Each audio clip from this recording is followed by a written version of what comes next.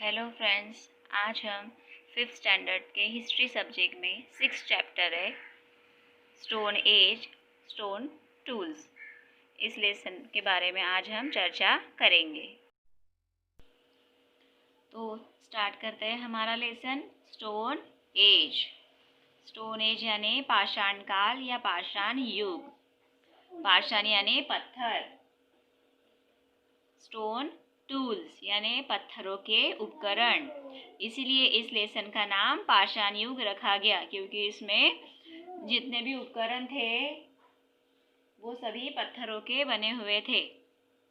तो आज हम इस लेसन में जो पॉइंट्स पढ़ेंगे वो है types and forms of tools according to the type of task, यानी उपकरणों के प्रकार और उनके रूप पढ़ेंगे जो हम हमारे टास्क के अकॉर्डिंग यूज़ करते हैं। एंड सेकेंड पॉइंट पढ़ेंगे स्टोन एज टूल्स, यानी पत्थरों के उपकरण। पाषाण युग में कौन कौन से उपकरण यूज़ किए गए। तो स्टार्ट करते हैं। Types and forms of tools according to the type of task. If we saw shiny object buried in the ground, यदि हम ग्राउंड में ज़मीन में कोई चमकदार चीज़ गड़ी हुई देखते हैं, what could we do to take it out, तो हम उसे बाहर निकालने के लिए क्या करते हैं। Perhaps we would scrape it out with our fingers, हम उसे अपनी फिंगर से बाहर निकालने की कोशिश करते हैं। If that did not work, यदि उससे काम नहीं होता, we might try to dig it out with a twig और स्टिक, तो हम उसे बाहर निकालने के लिए स्टिक का और पेड़ों की जो टहनियाँ होती है उनका यूज़ करते हैं। If that too did not work, यदि वो भी काम नहीं करता है, we would have to look for a pointed stone, तो हम एक नुकीला पत्थर ढूंढते हैं ताकि उससे हम उस शाइनी ऑब्जेक्ट को ज़मीन से बाहर निकाल पाए। That should do the job, और उससे अगर काम हो जाए। But if it still doesn't, पर उससे भी यदि काम नहीं होता तो then we would have to get an iron rod to dig that shining object out, तो हम आयरन रॉड का यूज़ करते हैं, लोहे की कोई रॉड यूज़ करते हैं उस शाइनिंग ऑब्जेक्ट को बाहर निकालने के लिए। This shows that we need to choose the tool according to the demand of the task. इससे हमें ये समझ में आता है कि हम जो टूल्स यूज़ करते हैं वो हम हमारे टास्क के अकॉर्डिंग यूज़ करते हैं, जैसा काम होता है वैसा हम हथियार यूज़ करते हैं। The following 4 factors determine our choice of tools. यहाँ पर कुछ 4 फैक्टर्स दिए हुए हैं जिनके आधार पर हम हमारे उपकरणों को चूज़ करते हैं, उनको सिलेक्ट करते हैं हमारे टास्क के लिए। पहला है अवेलेबिलिटी ऑफ रिसोर्सेज, यानी ऐसे रिसोर्सेज हमें उपलब्ध होते हैं या नहीं, उनकी उपलब्धता पर हम डिपेंड होते हैं कि वो हमें इजीली अवेलेबल हो जाए। दूसरा है minimal use of time and energy, उन टूल्स का यूज़ करके हमें टास्क कंप्लीट करने में कम से कम समय लगे और कम से कम एनर्जी लगे। थर्ड है मैक्सिमम एफिशिएंसी, ज़्यादा से ज़्यादा काम हम कर सके उन टूल से। Fourth skill of handling tools which is acquired through practice, और ऐसे टूल्स हम यूज़ करते हैं जिन्हें हम इजीली हैंडल कर सके। Chimpanzees also use stones to break seeds and nuts, जो चिंपैंजीज जैसे बंदर थे वो भी स्टोन का यूज़ करते थे, पत्थरों का यूज़ करते थे बीजों को और नट्स को तोड़ने के लिए। They use sticks to steer the ants out from ant hills to catch them, वो छड़ियों का यूज़ करते थे चींटियों को उनके घर से बाहर निकाल कर पकड़ने के लिए। Humans too have always been using tools such as bones, stones, dried twigs and sticks as tools. Humans जो है वो हमेशा से ही हड्डियों का, पेड़ों की सूखी टहनियों का, पत्थरों का और छड़ियों का यूज़ करते रहे हैं। With continuous and minute observation, निरंतर और मिनट ऑब्जर्वेशन करके, एक्सपेरिमेंट करके, experimentation and their inborn imagination, और जन्मजात कल्पना के साथ humans learned that they could sharpen rods, bones, sticks and stones into tools to carry out their task more efficiently.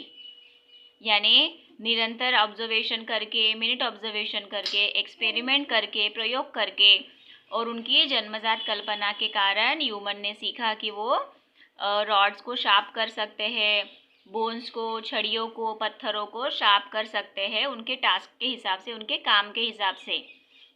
They also learned that they could give these objects any shape they desired। उन्होंने यह भी सीखा कि वो इन objects को, इन चीज़ों को जैसा वो चाहे वैसा शेप, वैसा आकार दे सकते हैं।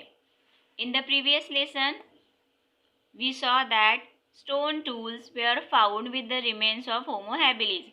इसके पहले लेसन में हमने सीखा है कि जो पत्थरों के जो उपकरण थे, जो स्टोन टूल्स थे, वो हमें होमो हैबिलिस के अवशेषों के साथ मिले थे। तो we can say that he made them because they were found near his remains. तो हम ये कह सकते हैं कि उन्होंने वो उपकरण बनाए थे क्योंकि वो उनके अवशेषों के साथ हमें मिले। But did he make only stone tools? पर क्या उन्होंने केवल पत्थरों के ही उपकरण बनाए थे? The answer to this question is no. तो इस प्रश्न का उत्तर है नहीं। Because he made tools from other materials as well. क्योंकि उन्होंने पत्थरों के अलावा और भी चीज़ों से उपकरण बनाए थे, टूल्स बनाए थे। However, of the tools made by humans thousands of years ago, human ने जो टूल्स बनाए थे वो हजारों साल पहले बनाए। Only the stone tools can be found today। और आज हमें केवल पत्थरों के उपकरण ही उनके साथ मिले। Tools made from bone are rarely found। हड्डियों से जो टूल्स बनते हैं वो बहुत ही कम मिले। But since twigs and sticks decompose easily, पर जो ट्विग्स होती है, पेड़ों की टहनियाँ, जो छड़ियाँ होती है, वो इजीली, आसानी से डिकम्पोज हो जाती है, मिट्टी में मिल जाती है ना। So that's why we do not find any tools made from them. इसीलिए हमें उनसे बने कोई भी हथियार, उन टूल्स नहीं मिले। Tools made from stones and bones. अब पत्थरों से और हड्डियों से बने हुए टूल्स देखिए यहाँ पर दिए हुए हैं इस प्रकार के। ये यहाँ पर उनके पिक्चर्स भी है। इस प्रकार के उपकरण उन्होंने बनाए थे ह्यूमंस ने। पहला है अ chopper made from a payable, यानी छोटे छोटे पत्थरों से उन्होंने, पेबल से उन्होंने चॉपर बनाया था। अ स्क्रैपर, अ सर्क्यूलर हैमर स्टोन, एक हथौड़े नुमा, एक पत्थर का एक हथौड़े नुमा गोलाकार उपकरण उन्होंने बनाया था। A chopper made from a flake of stones, और पत्थर की जो पतली सी परत होती है उससे एक चॉपर बनाया था। A borer made from a bone, हड्डियों से बोरर बनाया। And antler used as a pick, और एंटलर यानी सींग जो होते हैं, एनिमल्स के जो सींग होते हैं, उनसे भी उन्होंने हथियार बनाए थे। स्टोन एज टूल्स, पाषाण युग के उपकरण। The period from which mainly stone tools are found is called the stone age, यानी ऐसा काल जिस युग में मुख्य रूप से पत्थरों के उपकरण पाए गए, ऐसे काल को स्टोन एज कहा गया। The stone as is divided into 3 periods on the basis of the shape and the types of tools found. और इस स्टोन एज को 3 भागों में डिवाइड किया गया, 3 कालों में। किसके आधार पर? तो उस समय के जो उपकरण थे, उन उपकरणों के आकार के आधार पर, उनके प्रकारों के आधार पर स्टोन एज को 3 पीरियड्स में डिवाइड किया गया। पहला है ओल्ड स्टोन एज और palaeolithic age. Palaeo means old and lithos means stone. So old stone age. उसके बाद सेकेंड है मिडल स्टोन एज और मेसोलिथिक एज, यानी मध्यकाल। और थर्ड है न्यू स्टोन एज या नियोलिथिक एज। नियो यानी new. Old stone age, homo habilis and homo erectus who belong to the old stone age, यानी होमो हैबिलिस और होमो इरेक्टस दोनों के दोनों ओल्ड स्टोन एज से बिलोंग करते थे। तो दोनों ने both made their tools using the percussion technique। दोनों ने जो औजार बनाए वो परक्यूजन टेक्निक यूज करके बनाए। अब ये परक्यूजन टेक्निक क्या है? दिस टेक्निक इन्वॉल्व्स बीटिंग और striking one large pebble against another to obtain stone flakes. इस टेक्निक में क्या होता है कि एक पत्थर को दूसरे पत्थर पर रगड़ा जाता है, उसे पीटा जाता है एक पत्थर से दूसरे पत्थर को, ताकि उसके फ्लैक्स हमें मिल सके। फ्लैक्स यानी उसकी पतली पतली परतें हमें मिल सके। The first tools made in the old stone age with this technique were crude. तो इस एज में सबसे पहला जो उपकरण बनाया गया परक्यूजन टेक्निक से वो है crude. Only one side of those tools had a sharp edge. और ऐसे जो टूल्स होते हैं इनकी एक साइड बहुत ज़्यादा तेज़ शार्प होती है। Such tools are known as chopper. और ऐसे टूल्स को चॉपर कहा गया, यानी चीज़ों को चॉप करने के लिए उनका यूज़ किया गया। They could only be used for breaking nuts और बोन्स। और वो जो क्रूड उपकरण थे क्रूड जैसे, वो सभी केवल नट्स को और बोन्स को तोड़ने के लिए उनका यूज़ होता था। The tools made by Homo habilis were of this kind. Homo habilis ने जो टूल्स बनाए थे वो इन्हीं का प्रकार था। They indicate that Homo habilis had not yet learn to hunt. इससे हमें ये संकेत मिलते हैं कि उस समय होमो हैबिलिस ने शिकार करना नहीं सीखा था। Flakes of stone would be produced while shaping his tools. Stone के फ्लेक्स उनको कैसे मिले? जब वो उनके टूल्स को शेप देते थे, आकार देते थे, तब स्टोन के फ्लेक्स उनको मिले। He use the flakes for scraping meat from hide, from chopping meat and other food stuffs, for sharpening wooden sticks etcetera. और इन फ्लेक्स का यूज़ वो मीट को स्क्रैप करने के लिए, मीट को खुरचने यानी काटने के लिए, चॉप करने के लिए, और इसके अलावा वो जो लकड़ी की स्टिक्स, छड़ियाँ वो यूज़ करते थे, उनको शार्प करने के लिए भी फ्लेक्स का यूज़ करने लगे। Tools like the hand axe and cleaver made by Homo erectus are more proportionate and symmetrical than the choppers made by Homo habilis. Homo habilis ने जो चॉपर्स बनाए थे उसकी तुलना में होमो इरेक्टस ने जो टूल्स बनाए, हैंड एक्स और क्लीवर, वो ज़्यादा अनुपातिक, प्रपोर्शनेट और सम्मित यानी सिमेट्रिकल थे। सिमेट्रिकल यानी वो उनका जो आकार था वो एक समान था, है ना, टेढ़ा मेढ़ा आकार उनका नहीं था। A proportionate and symmetrical tool has to be mentally visualised first. जो अनुपातिक और सम्मित टूल्स बनाए गए वो सबसे पहले उन्हें उनकी कल्पना की गई, उसके बाद वो बनाए गए। Only then it is possible to make it. और इसीलिए उन्हें बनाना पॉसिबल हो सका। Homo erectus could mentally visualise his tools even before he actually shaped them. Homo erectus जो थे वो उनके उपकरणों को, उनके टूल्स को शेप देने से पहले उनकी कल्पना करते थे। To obtain stone flakes he used things like antlers as hammers. तो पत्थरों से फ्लेक्स पाने के लिए वो एनिमल के सींगों का यूज़ करते थे हथौड़े के तौर पर। He further sharpened the edges of those flakes by scraping off smaller pieces to make scrapers with very sharp edge. और वो इन फ्लेक्स से उनको ज़्यादा शार्प करते थे, उनकी एजेस को शार्प करते थे, और फिर उससे वो स्क्रैपर बनाते थे, ज़्यादा पतली शार्प तेज़ धार वाली चीज़ें वो बनाते थे। It means that Homo erectus was using different tools for different tasks according to the demand of the task.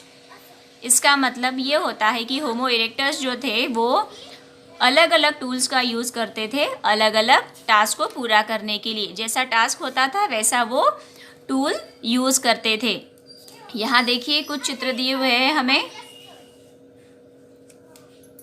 यहाँ देखिए, removing minute flakes from bigger flakes, और स्टोन हैमर यानी पत्थर का यूज़ हथौड़े के तौर पर किया गया। And antler used as a hammer, removing minute flakes from smaller flakes. यानी यहाँ पर देखिए छोटे फ्लैक्स से और छोटे छोटे फ्लैक्स निकाल रहे हैं, और ये चॉपर है, और यहाँ पर ये हैंड एक्स है। इस तरह के टूल्स होमो इरेक्टस ने और होमो हैबिलिस ने बनाए थे। With his improved tools, Homo erectus could have a greater variety of food because he could now hunt a variety of big and small animals. अब उनके जो सुधरे हुए जो टूल्स थे, तो उन टूल्स के यूज़ के कारण उन्हें ज़्यादा से ज़्यादा खाना, अलग अलग प्रकार का खाना मिलने लगा। वो भी कैसे? क्योंकि वो अलग अलग छोटे बड़े एनिमल्स का शिकार करने लगे उन टूल्स की मदद से। This included mainly the deer, bison and rabbit etcetera. और जिन एनिमल्स का वो शिकार करते थे उनमें मुख्य रूप से हिरण, बाइसन यानी जंगली बैल और रैबिट ये एनिमल्स थे। The Neanderthal man made further progress in tool making techniques. जो निएंडरथल मैन लोग थे उन्होंने टूल मेकिंग टेक्निक में बहुत ज़्यादा प्रगति की। He began to make smaller tools, और उन्होंने छोटे छोटे टूल्स बनाना शुरू किया। Homo sapiens brought about a revolution in the technique of making tools. और जो होमोसेपियंस थे उन्होंने भी टूल्स बनाने की, उपकरण बनाने की जो टेक्निक थी उसमें क्रांति ला दी थी, बहुत बड़ा बदलाव लाया था। He devised a technique of obtaining long and narrow blades of stone.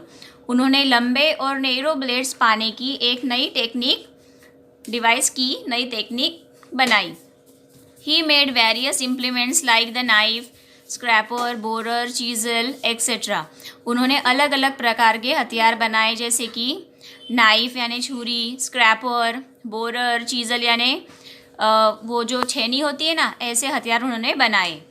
From this long blades, इन लंबे जो ब्लेड्स उन्होंने स्टोन से प्राप्त किए थे उनसे उन्होंने अलग अलग हथियार बनाए। He also began to use ivory and rare stone of the quartz variety for making tools and other articles. और उन्होंने आइवरी यानी हाथी के दांत यूज़ करना शुरू किया। उसके अलावा जो दुर्लभ पत्थर थे उनका यूज़ किया टूल्स बनाने के लिए और अलग अलग आर्टिकल्स बनाने के लिए। Homo sapiens had made significant progress in gaining knowledge of his environment and in the techniques of making tools and obtaining food. Homo sapiens ने बहुत ज़्यादा प्रोग्रेस की थी, विकास किया था। उन्होंने उनके एनवायरनमेंट के बारे में नॉलेज प्राप्त किया, ज्ञान प्राप्त किया, और टूल्स बनाने की जो टेक्निक्स थी, उसके अलावा जो खाना प्राप्त करने की टेक्निक थी, उन्होंने उसमें बहुत ज़्यादा प्रोग्रेस की। This enabled him to stay in one place for a longer period of time. और इन्हीं के कारण उन्हें एक जगह पर लंबे समय तक रहने के लिए सक्षम यानी वो हुए। Groups of Homo sapiens had begun to build huts. और जो Homo sapiens के समूह थे उन्होंने अब झोपड़ियाँ बनाना भी शुरू किया और वहाँ पर रहना शुरू किया। Live in them. They had also started celebrating social festivals. उन्होंने सोशल फेस्टिवल सेलिब्रेट करना शुरू किया। Many artistic objects and cave paintings, बहुत सारी कलात्मक वस्तुएं और गुफा चित्र created by Homo sapiens were possibly mean for this festivals. Homo sapiens ने जो गुफा चित्र बनाए, जो कलात्मक वस्तुएं बनाई, वो इन फेस्टिवल्स के लिए ही थी। Homo sapiens had started using ornaments to adorn themself. Homo sapiens ने ऑर्नामेंट का यूज़ करना शुरू किया खुद को सुशोभित करने के लिए। Beads from the time of homo sapiens, homo sapiens के समय में जो बीड्स थे, उसके अलावा शेल्स मैड ऑफ शेल से बने हुए थे, बोन्स हड्डियाँ और एनिमल्स के दांत, उस समय वो खुद को सुशोभित करने के लिए इन चीज़ों का भी यूज़ करते थे। Thus the beginnings of human culture go back to the old stone age. इस प्रकार मानव संस्कृति की शुरुआत ओल्ड स्टोन एज में जाती है, वापस जाती है। Remains of tools from the old stone age have been found in India at various places from Kashmir to Tamil Nadu. और जो टूल्स के जो अवशेष मिले ओल्ड स्टोन एज में, वो भारत में कश्मीर से लेकर तो तमिलनाडु तक मिले हैं। However, not many human fossils from the old stone age have been found in India. केवल ह्यूमन फॉसिल्स ही नहीं, यानी भारत में केवल मनुष्यों के ही अवशेष नहीं मिले, जीवाश्म नहीं मिले, बल्कि fossils of human skull and the collar bone of an old stone age woman were found on the banks of the Narmada in the vicinity of Hathnora. Bharat में केवल मानवों के ही अवशेष या जीवाश्म नहीं मिले, बल्कि ह्यूमन स्कल, उनकी खोपड़ियाँ, उसके अलावा ओल्ड स्टोन एज की महिला की कॉलर बोन वो भी हमें नर्मदा नदी के किनारे हथनूरा गांव के आसपास मिले। हथनूरा विलेज नियर होशंगाबाद इन मध्य प्रदेश। मध्य प्रदेश में होशंगाबाद है, उसके पास में एक गांव है हथनूरा। वहाँ नर्मदा नदी के किनारे वो अवशेष हमें, वो जीवाश्म हमें मिले। बिसाइड्स दैट, इसके अलावा the fossilised skull of a child from the stone as was found at a village near Puducherry. इसके अलावा छोटे से बच्चे के खोपड़ी के जीवाश्म भी हमें पुडुचेरी के पास एक गांव है वहाँ पर मिले। Some remains of old Stone Age have also been found in Afghanistan and Sri Lanka। जो हमें जीवाश्म मिले हैं बच्चों के और महिलाओं के, वो हमें उसके और भी साइट्स है, जैसे अफगानिस्तान में भी मिले और श्रीलंका में भी मिले। गंगापुर नियर नासिक के पास जो गंगापुर गांव है वहाँ, एंड चिरके नेवासा नियर नेवासा, और नेवासा के पास चिरके नेवासा नामक स्थान पर are among the well known old stone age sites in Maharashtra. Maharashtra में ये अच्छी साइट्स है जहाँ पर हमें जीवाश्म मिले हैं। Gangapur is on the banks of the Godavari river and Chirki Nevasa is in the Pravara basin. Gangapur जो है वो गोदावरी नदी के पास और चिरकी नेवासा जो है प्रवर बेसिन में है। मिडल स्टोन एज, मध्य पाषाण युग। Homo sapiens in the middle stone age continued to make progress in many different veg.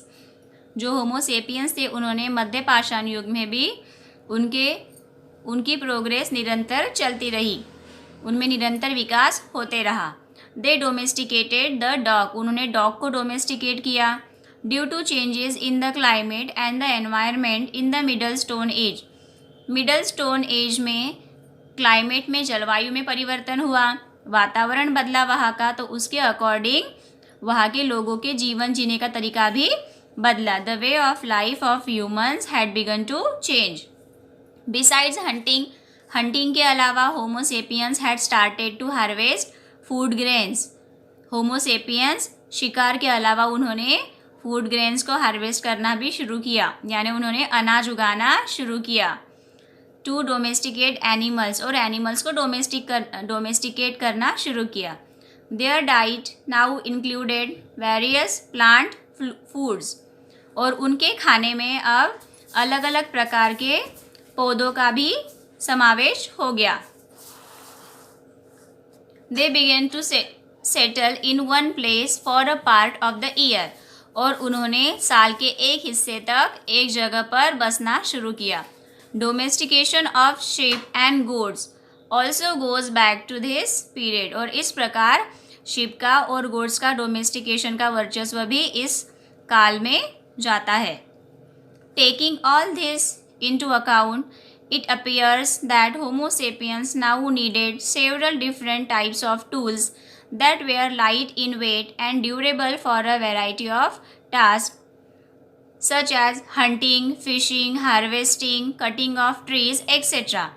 अब जैसे कि होमोसेपियंस ने अलग अलग काम करना शुरू किया, जैसे उन्होंने शिकार करना शुरू किया, फिशिंग शुरू की, हार्वेस्टिंग, पेड़ों को काटना, इन सभी, अब इतने सारे कामों के लिए उनको अलग अलग टूल्स की ज़रूरत थी, है ना, क्योंकि ये सारे काम अलग अलग थे। अब इन सभी के लिए उन्हें ऐसे टूल्स की ज़रूरत थी जो कि लाइट इन वेट यानी हल्के हो और टास्क के अकॉर्डिंग इजीली वो हैंडल कर सके और ज़्यादा से ज़्यादा समय तक वो यूज़ कर सके, ऐसे टूल्स की उन्हें ज़रूरत थी।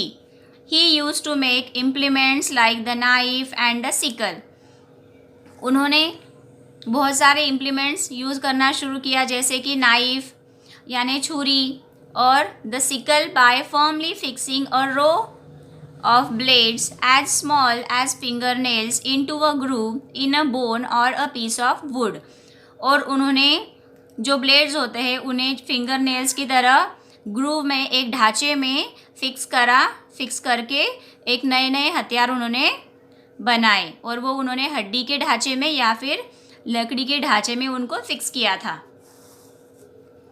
Many sites of the middle stone age have been found in India. Bharat में मध्य पाषाण युग की बहुत सारी साइट्स है जहाँ पर हमें अलग अलग फॉसिल्स और जीवाश्म हमें उनके मिलते हैं, रिमेन्स मिलते हैं। Among them Bagor in Rajasthan, Bhimbetka in Madhya Pradesh और Langhnaj in Gujarat and Patne in Jalgaon district in Maharashtra are the well known ones. यानी ये जो जगह अभी मैंने बताई, राजस्थान, मध्य प्रदेश, गुजरात और जलगांव डिस्ट्रिक्ट, इन सारी जगहों पर हमें होमोसेपियंस के या मिडल स्टोन एज के रिमेन्स वहाँ पर हमें मिले। अब है new stone age.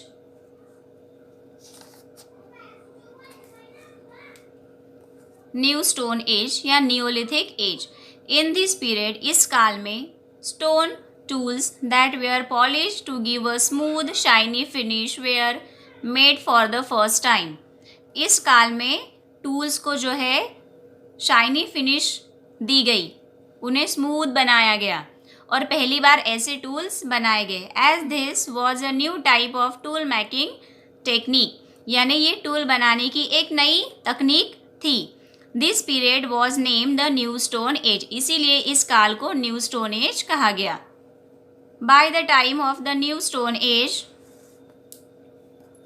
Agriculture and domestication of animals और animal husbandry had become a routine way of life. इस काल में, न्यू स्टोन एज में, खेती करना, एनिमल्स को डोमेस्टिकेट करना और एनिमल हस्बेंड्री यानी एनिमल से यूज़फुल चीज़ें प्राप्त करना, ये वहाँ के लोगों के जीवन का एक हिस्सा बन गया, उनका रूटीन वो बन गया। Hunting was no more the major means of obtaining food, और शिकार, खाना प्राप्त करने का मेन भाग नहीं था, मेन काम नहीं था उनका। It became secondary to agriculture and animal husbandry, यानी हंटिंग जो है वो सेकेंडरी उनका काम बन गया और सबसे पहले प्राधान्य उन्होंने एग्रीकल्चर को और एनिमल हस्बेंड्री को दी।